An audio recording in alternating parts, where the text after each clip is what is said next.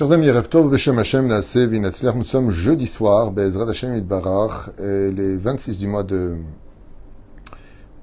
Cheshvan, Shiur acheté, sur un thème très important, mais qui demanderait beaucoup d'heures pour les expliquer en long et en large, les principaux interdits de Shabbat. Donc on nous demande quand même ici les principaux interdits de Shabbat, sans les détails. Ça va être un peu difficile de les expliquer, mais on va essayer de faire ce que l'on peut. Je suis racheté par notre amie Amanda Marwani Ayekara Shaktoujouchou Itanakom Michelut Libala Bodetout Barak pour l'élévation de l'âme de son oncle Eliaou Ben Esther Zichron Ibracha. Roch Hashem Tanaheno Begana Eden Elion, puisque c'est pour demain, donc ce soir c'est sa Askara. Et ensuite, elle dit comme ça, sa nièce raconte que c'était un homme extraordinaire et qui aimait particulièrement le Shabbat. Il recevait ses invités avec joie et largesse. Bezrat Hashem, un homme bon et généreux à l'image d'Avraham Avinu. Qu'il soit de mémoire bénite. Et elle demande aussi que ce shiur soit pour la protection de tous nos soldats, la libération de tous nos otages et la protection de tous les enfants d'Israël, de diaspora et d'Israël. Ok, on commence Bezrat Hashem en espérant de bonnes nouvelles. Yeshua ben Nechamot avec un shiur vraiment très important qu'on peut retrouver d'ailleurs dans le Shulchan Aruch. J'invite grandement tout le monde, Orach Chaim, Siman Shin Alev jusqu'à Shin Samer He. Donc de 300 à 365, nous avons là-bas des simanim sur les 39 travaux du Shabbat comme elle le demande. Alors effectivement, les 39 travaux du Shabbat sont reliés à la faute originelle. Dans l'absolu, car je rappellerai comme ça brièvement que depuis la faute originelle, nous avons eu un tikkun. C'est pour cela d'ailleurs que Akadosh Baruch Hu Ikdim Trufa Lamaka, c'est-à-dire qu'il a demandé que le vendredi tout cesse. À partir de vendredi, on commence à se préparer depuis le matin à l'entrée de Shabbat, car la préparation de Shabbat, c'est déjà d'une certaine façon goûter à la Gdusha de ce jour extraordinaire qui représente, je le rappelle, l'identité du peuple d'Israël. Ce n'est pas suffisant dans le Shulchan Aruch d'être né d'une maman juive. Il faut, Baruch Hashem, être né d'une maman juive, ça veut dire quoi? Ça veut dire que Baruch Hashem, c'est comme si on a ses papiers du pays dans lequel on vit. D'accord? Sa carte d'identité. Mais il ne faut pas la perdre. Comment est-ce qu'on ne la perd pas en étant Shomer Shabbat? C'est pour ça que le Shulchan Aruch nous dit qu'un juif qui n'est pas Shomer Shabbat, Befar Essia, c'est-à-dire qu'on explique le Rama en public, il prend sa voiture et au-dessus, devant 600 000 personnes, en d'autres termes, Dino Kegoy Gamour. C'est-à-dire qu'il perdrait un petit peu, si ce n'est qu'au niveau du corps, il est juif, au niveau de l'âme, il se passe quelque chose de dramatique, il perd son identité, et comme vous le savez, Elo Chelek L'Olamaba, comme le dit la Mishnah dans Maseret Avot, à tout celui qui est Mevazet Amoadot, celui qui ne serait-ce que dénigre, qui n'a rien à faire, qui prend ça très à la légère, et bien malheureusement, non seulement il ne l'aura pas réparé, mais en plus de cela, il portera des conséquences lourdes de ce sujet-là.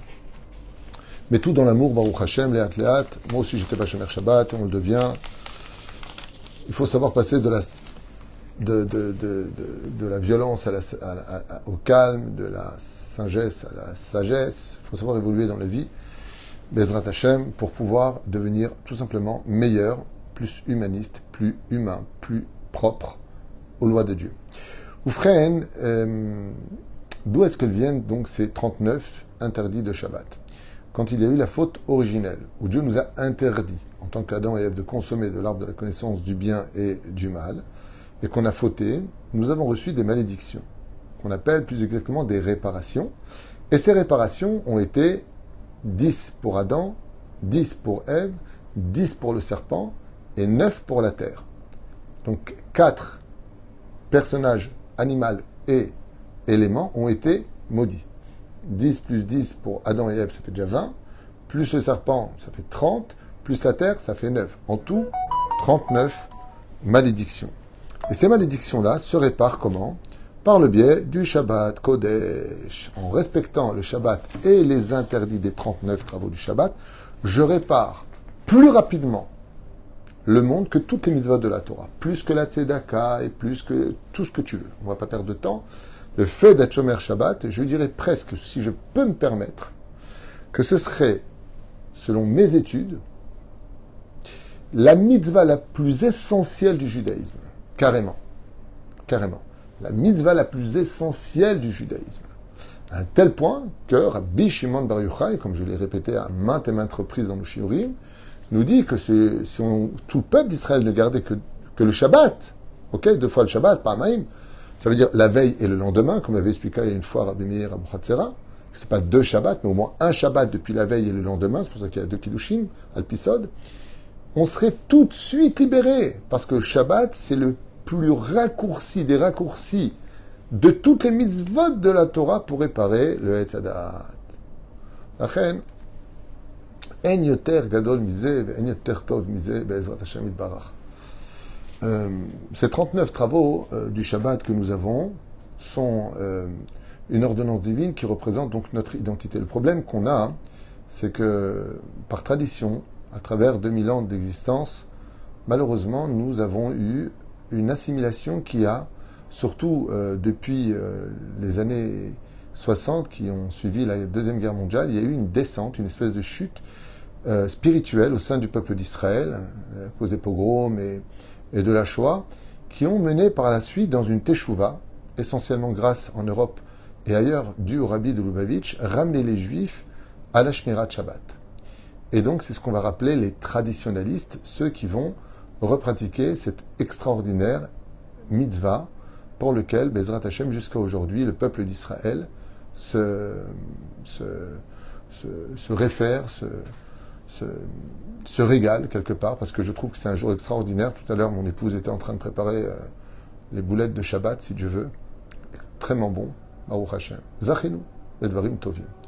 Alors, je voudrais comme ça, puisque le cours me demandait sur les mitzvot principales du Shabbat. Shabbat, il faut savoir une chose sur lesquelles, Béhémet, il est très très important de réagir. La première, c'est que nous devons avoir une conduite. Le Shabbat, c'est déjà une conduite pure, propre, morale, telle que nous les Juifs, nous savons le faire et le vivre. Oufren, quand rentre le Shabbat, on doit déjà être prêt, la maison est prête, elle est propre. C'est une grande mitzvah, comme je l'ai expliqué à beaucoup d'occasions, de participer, de ne pas tout donner à son épouse et à ses enfants, même nous en tant qu'hommes, de participer à cette extraordinaire fête hebdomadaire qui n'attend pas notre invitation mais qui s'impose parce qu'elle est notre sauvegarde, et donc d'être avec des habits de Shabbat. Celui qui peut en avoir spécialement pour le Shabbat, c'est très important. La table est dressée déjà à celui qui peut depuis Chatzot Hayom pour montrer de l'engouement. Comme je l'expliquais dans beaucoup de shiurim, la préparation du Shabbat, il n'y a pas de bracha, il n'y a pas de bénédiction si on travaille dès Chatzot Hayom, dès que vient le midi et demi, par exemple en hiver, dans les midi et demi, 1 heure déjà en France et midi et demi ici, il est déjà bon de fermer ses boutiques parce qu'il n'y a pas de bracha pour la suite, sauf si ce que tu fournis c'est pour le Shabbat. Donc Shabbat c'est quelque chose qui est vraiment très important, c'est la sauvegarde du peuple d'Israël, et sachez que dans les mondes ésotériques, grâce au mérite de Shabbat, Akadosh Baruch Hu nous sauve de beaucoup de problèmes. On ne s'en rend pas compte, on ne le sait pas, on remercie souvent Dieu pour ce que l'on sait, mais on oublie surtout de le remercier pour ce qu'on ne sait pas. Et donc Shabbat, c'est vraiment quelque chose, comme je le dis souvent, on peut négocier avec certaines mitzvot, le temps de, mais Shabbat, vraiment, c'est une assurance vie, c'est une sauvegarde, c'est une carte d'identité, et il faut absolument tout faire pour arriver à vivre un Shabbat merveilleux. Il y a des gens qui sont chômeurs Shabbat, et malheureusement, ça se passe mal. Il y a des cris à la maison, il y a des jugements les uns sur les autres. C'est pas ça Shabbat. Shabbat, c'est le calme, c'est la sérénité, comme la semaine à émettre. Mais c'est surtout le fait de chanter et d'étudier la Torah. C'est le but principal de Shabbat, c'est réunion de famille, on est tous ensemble, on chante en l'honneur de Dieu, on remercie Akadosh Baruch Hu, on va à la prière, et c'est le moment où, comme quand on court toute la semaine à droite et à gauche, on se pose pour étudier la Torah. Ça n'empêche pas de vivre une vie de famille et une histoire d'amour pendant Shabbat Kodesh. Alors, quels sont les 39 travaux que nous avons dans les Mishnayot, dans la Gemara et autres? Je vais vous les dire à toute vitesse, et puis on va en prendre quelques-unes pour Bezrat Hashem en parler, les principales, puisque ça a été demandé.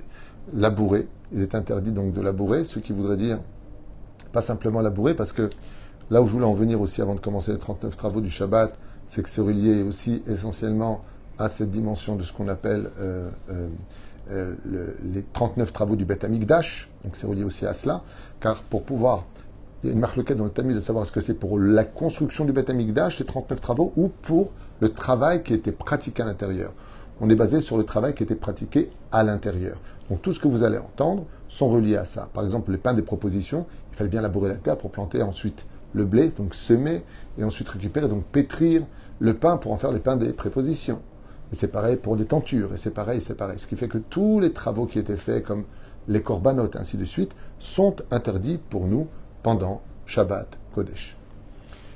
Voici les 39 travaux, labourés, ce qui voudrait dire qu'en dérivé, parce qu'il y a ce qu'on appelle les avot melachot, les pères des travaux, et puis il y a ce qu'on appelle les toladot, les enfants des pères. C'est-à-dire, ce sont des dérivés qui peuvent amener à un interdit. Comme par exemple, j'ai un banc qui a même le sol, il n'y a pas de carrelage, c'est de la terre. Est-ce que j'ai le droit de l'igrorto? Est-ce que j'ai le droit de le traîner? Non. Pourquoi? Je vais faire des rigoles. Ça ressemblerait d'une certaine façon à comme labourer, ou faire une gouma, faire un trou. Ce serait considéré comme étant labouré. Ainsi donc, le Shabbat, ce n'est pas simplement pas toucher l'électricité, ne pas prendre la voiture, pas regarder son portable. C'est pas ça, Shabbat. C'est une goutte de l'océan des interdits de Shabbat. Labourer, semer, moissonner ou cueillir, comme des fruits par exemple, lier en germe, amasser, battre les céréales pour, par exemple, les dégager, vanner au vent, trier pour séparer les grains ou les déchets, passer au crible ou trier, tout simplement. L'interdiction de moudre, de pétrir, de cuire, de tondre, de laver la laine. Donc pas de machine, on ne peut pas laver. Peigner de la laine, on ne peut pas se coiffer avec une brosse pendant Shabbat. Teindre la laine, on n'a pas le droit de dessiner. Filer, ourdir, faire des boucles de tissage pour lier, tisser deux fils, séparer deux fils de la trame, faire des nœuds. Alors, des interdits par exemple pour tous les nœuds qui sont, artistiques, on ne peut pas les faire pendant Shabbat, mais c'est un nœud, une rosette, qu'on pourrait défaire d'une main, oui, ce serait permis. Je voudrais d'abord finir, avant de choisir quelques sujets, coudre deux points, découdre, interdiction, capturer des animaux, par exemple, j'ai un animal qui vient de rentrer dans un très bel oiseau qui rentrerait par la fenêtre, j'ai décidé de le garder jusqu'à Motzei Shabbat parce que c'est un oiseau que j'ai envie de mettre en cage de ses couleurs, je sais pas quoi, on ne sait jamais, c'est un exemple.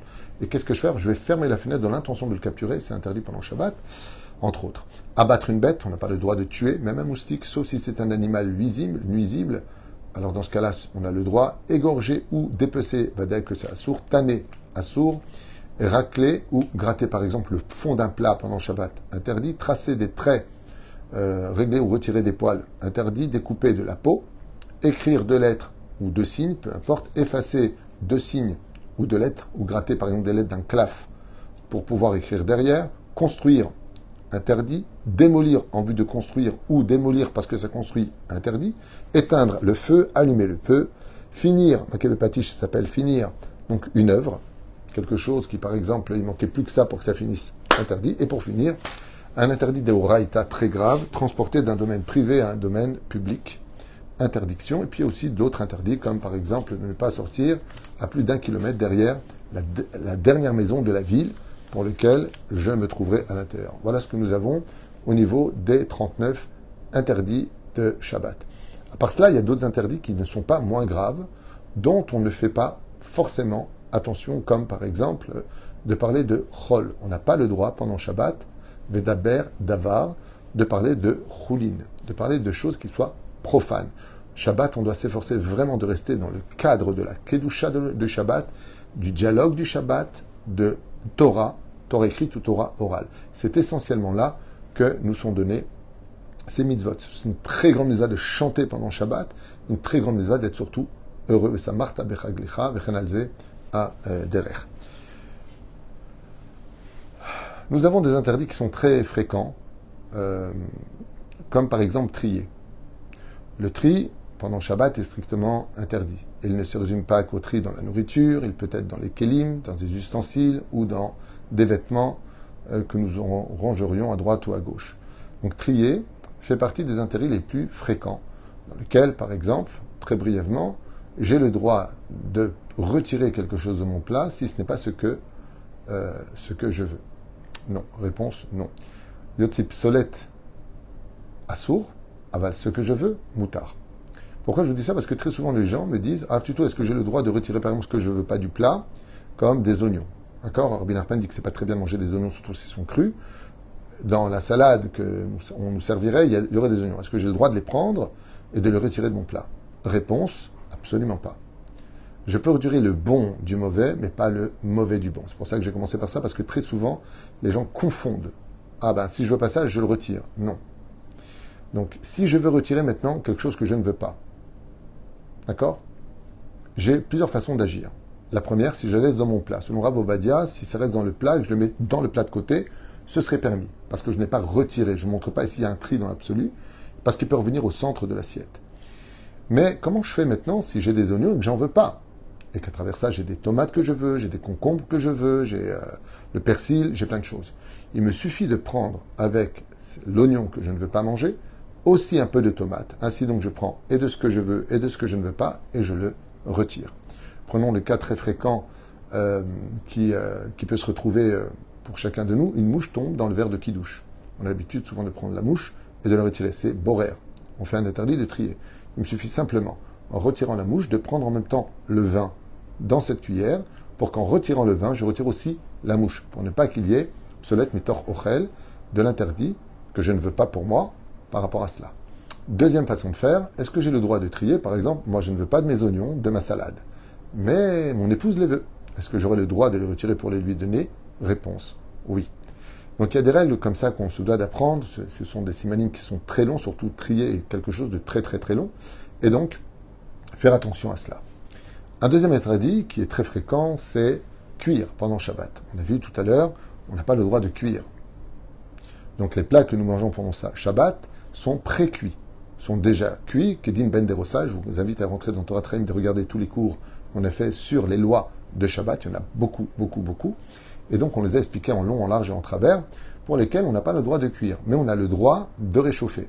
Ce qu'il faut retenir pour nous, les Sfaradim, même si le Rambam est cholek là-dessus, c'est que il y a, malgré le fait que ce puisse être cuit, bichoul, l'achar bichoul belach. Ça veut dire tout ce qui est liquide ne peut pas être réchauffé pour nous les Sfaradim. Bamé darim amourim, prenons le cas de la soupe. Nous avons préparé une soupe, une bonne soupe, on est en hiver, donc la soupe est cuite, elle est bien, elle est consommable, seulement elle est froide. Qu'est-ce que je fais? Je vais la poser sur la plata de Shabbat. Et tant que je la pose sur la plata de Shabbat, elle va commencer à chauffer. Le temps qu'on la mange, 2-3 heures vont s'écouler. Est-ce que j'ai le droit de la mettre? Réponse, non. Pourquoi? Parce qu'elle est liquide. Et donc, pour nous, les Sfaradim, on ne peut pas chauffer du liquide. Comment on fait dans ce cas-là? On met notre plata sur Shaon Shabbat. Quand c'est éteint, je dépose ma soupe dessus et d'elle-même, ça s'appelle Begrama, elle va s'allumer et donc me chauffer ma soupe. Et ainsi donc, je peux toujours trouver, malgré l'interdit, une possibilité de consommer dans la joie une bonne soupe réchauffée par ma plata de Shabbat, alors qu'on n'a pas le droit de le faire. Ceci étant, si par inadvertance, je suis invité, par exemple, j'ai des Ashkenazim qui peuvent le faire, ou tout simplement une personne qui a omis cette halakha, il ne se rappelle plus, et il a mis la soupe. Ça s'est passé une fois avec ma belle-mère, que Dieu la bénisse, et elle a pris la soupe pendant un hiver et elle l'a posée sur la plata de Shabbat très tôt, le temps qu'on vient et qu'elle chauffe. Et mon épouse m'a dit, alors qu'est-ce qu'on fait? Est-ce qu'on la mange ou on la mange pas? Je lui ai dit, on peut la manger. Pourquoi? Parce qu'étant donné que ça a été fait avec inadvertance, elle ne connaissait pas, elle avait oublié la halakha, eh bien, malgré tout, il y a des poskim qui permettent de pouvoir la consommer. Et donc, on est mistamech aleim, on peut compter sur eux dans ce cas-là. Mais les khatrila, on ne le fait pas. On ne chauffe pas des liquides, pour nous, les sfaradim, pendant Shabbat. Par contre, ce qui est roubo yavesh, majoritairement sec, je peux tout à fait le chauffer pendant Shabbat. Comme une tfina en général, comment on appelle ça, ce que mangent les Marocains? C'est ça, tfina marocaine, je crois que ça. Là-bas, c'est des pommes de terre, c'est de la viande, c'est ainsi de suite. On pourrait, étant donné qu'elle est roubo yavesh, éventuellement la déposer sur la plata de Shabbat, même quand elle est allumée, puisque c'est majoritairement sec. Quant au reste, voilà, exactement.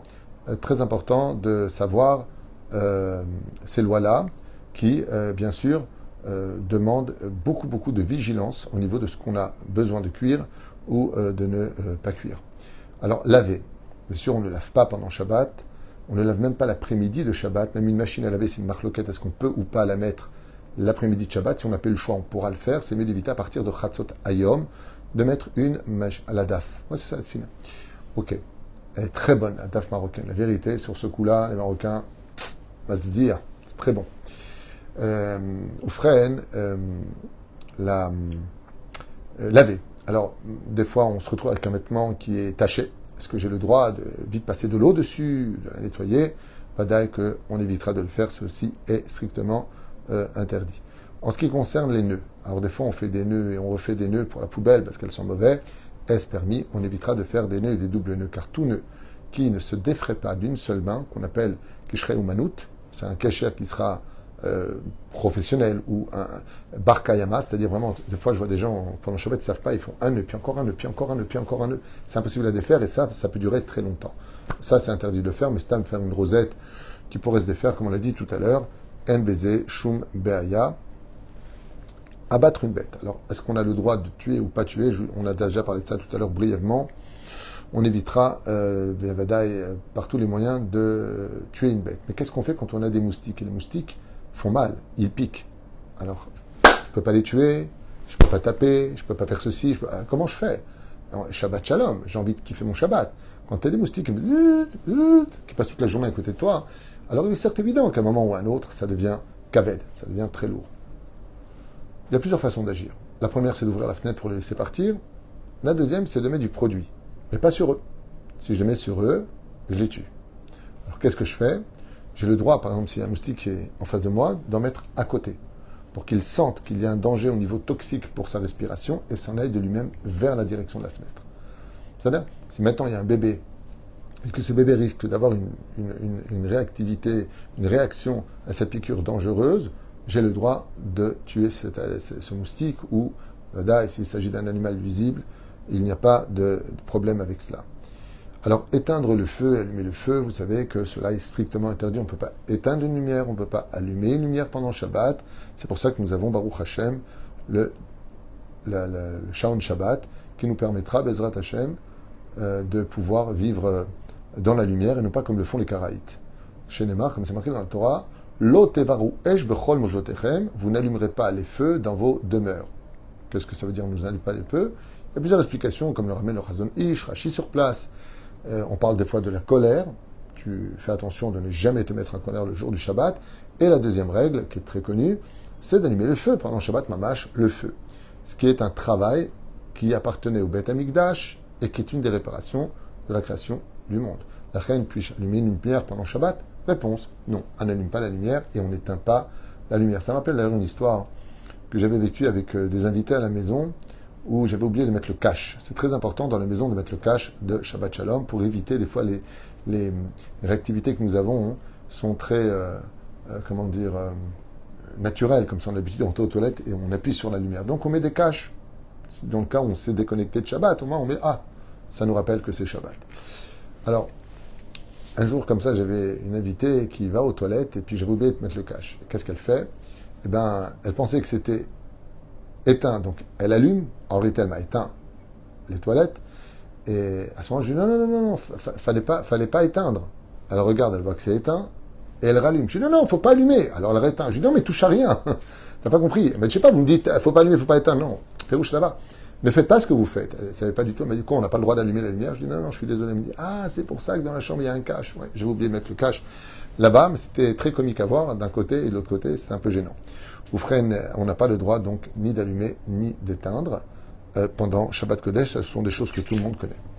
Un des interdits qui est malheureusement des plus pratiqués par inadvertance, c'est le fait de porter dans un domaine où il n'y a pas de hirouv. Donc à Paris, il n'y a pas de hirouv. Il n'y a pas de hirouv dans beaucoup de domaines, beaucoup de villes. En Israël, grâce à Dieu, on peut compter sur le hirouv. En tout cas, les Sfaradim le font.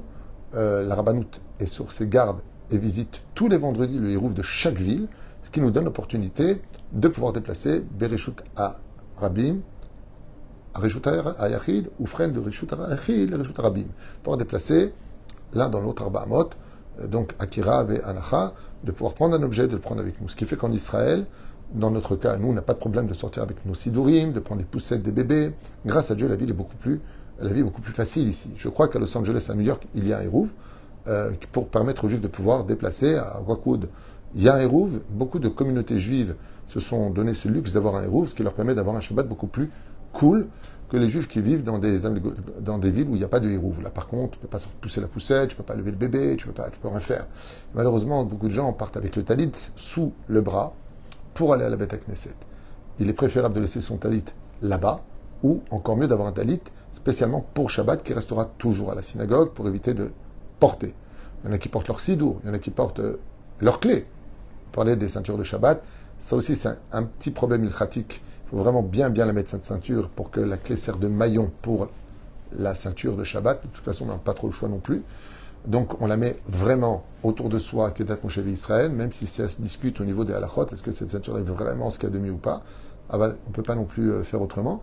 Ce qui fait que on va porter malheureusement à l'intérieur, et le Ben Ishraï, dans les ilchot de Shabbat, est très virulent dans ce domaine. C'était d'ailleurs son point fort avec toutes les personnes juives de Bagdad, où il leur disait constamment, faites attention, je vous ai vu venir à la synagogue avec des choses dans les mains, on n'a pas le droit de porter. Et il faut savoir que de porter dans un endroit où il n'y a pas de hirouv, ce n'est pas moins grave que d'allumer une cigarette pendant Shabbat. Ce sont deux interdits de la Torah. Mamash. Tu ne déplaceras pas une chose d'un endroit à un autre. La reine, toujours vérifier avant de sortir de là où vous êtes, que ce soit pour un homme ou pour une femme. Des fois, il y a, vous savez, dans les poches, quand vous achetez un vêtement, hein, des fois, il y a un bouton qui est dans une pochette. Dans le cas où tu casses un bouton, tu le mets.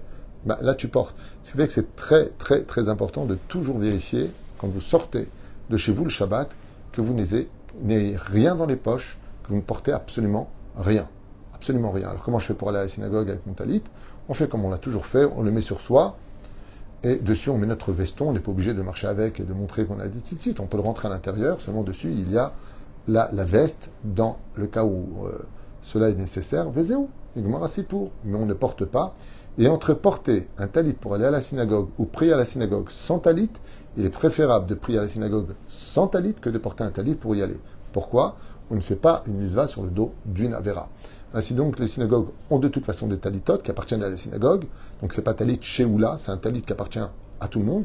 Et donc, vous prendrez là-bas la bénédiction sur le talit que vous mettrez sur vous, mais pas porter, comme à Paris par exemple, quoi que ce soit pour aller à la synagogue ou pour revenir de la synagogue, ce qui est strictement assourd.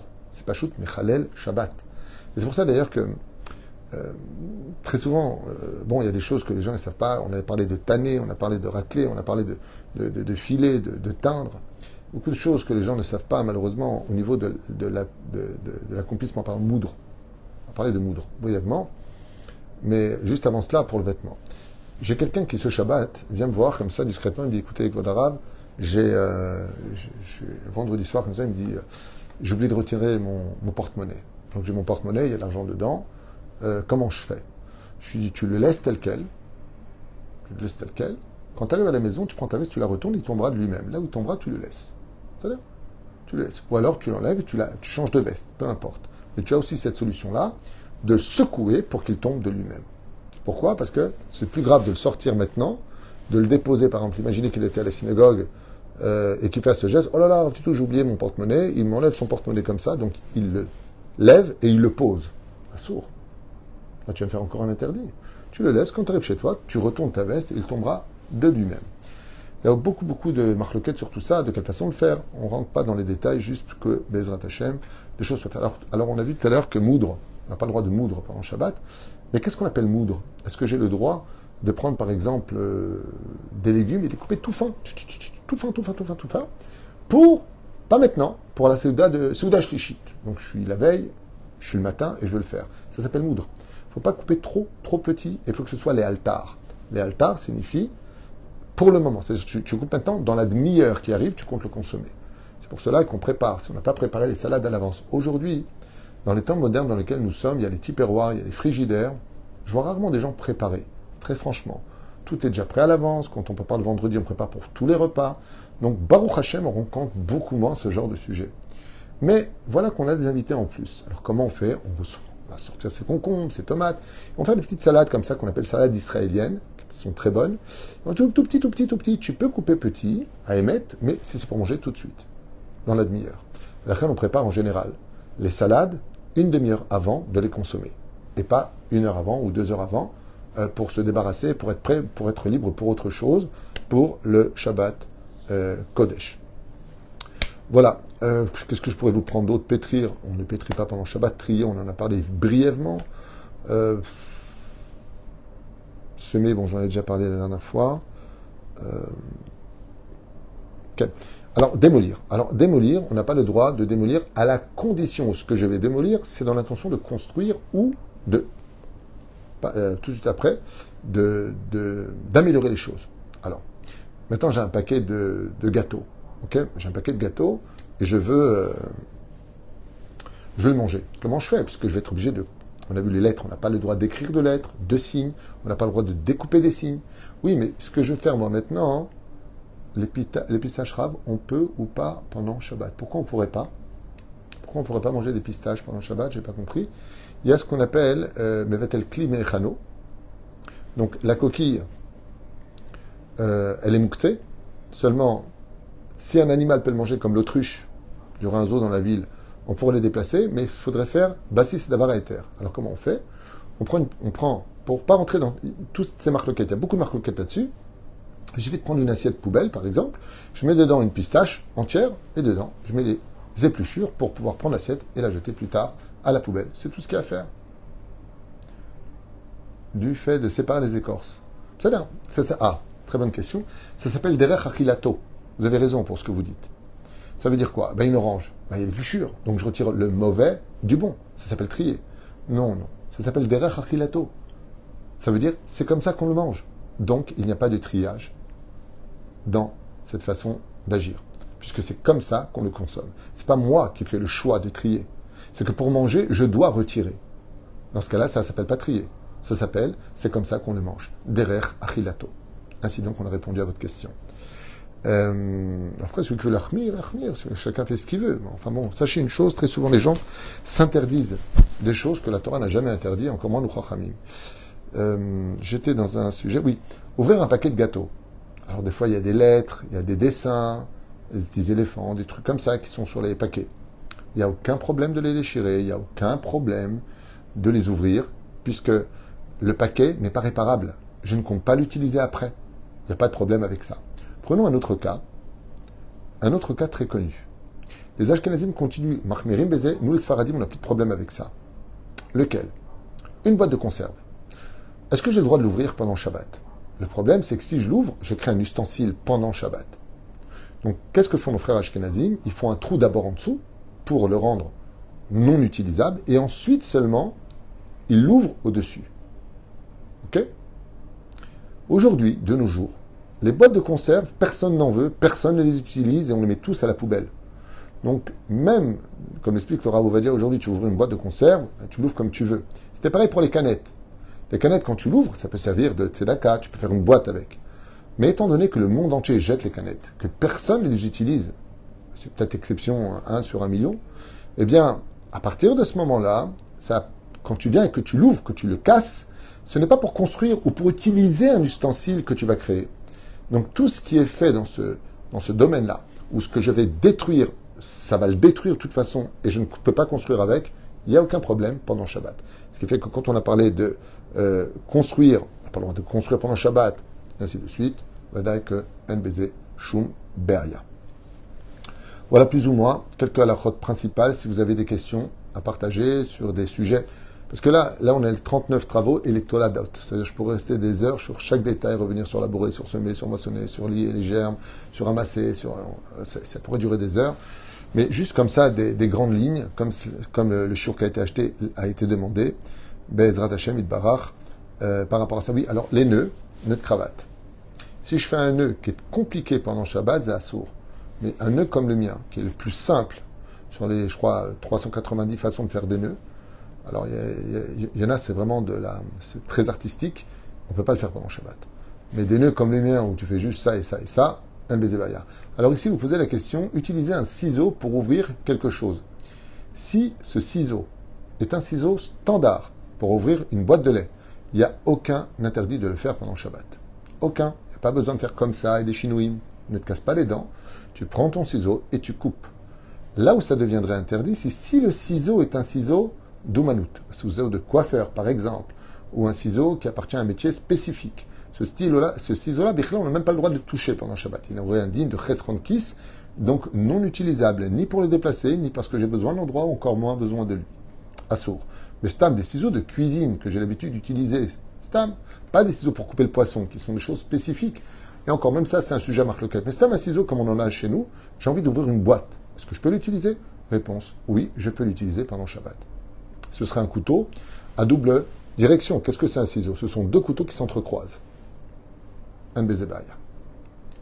est-ce que nous avons le droit d'éplucher pour consommer direct? Oui, absolument. Ça s'appelle derech achilato. Quoi que vous mangez, vous avez le droit de retirer l'épluchure pour en consommer le fruit. NBZ, shum ba'aya. Ok? Maud, vous avez encore des questions? Profitez-en. Question-réponse, je n'avais pas prévu. Mais puisque vous êtes branchés, je vous écoute.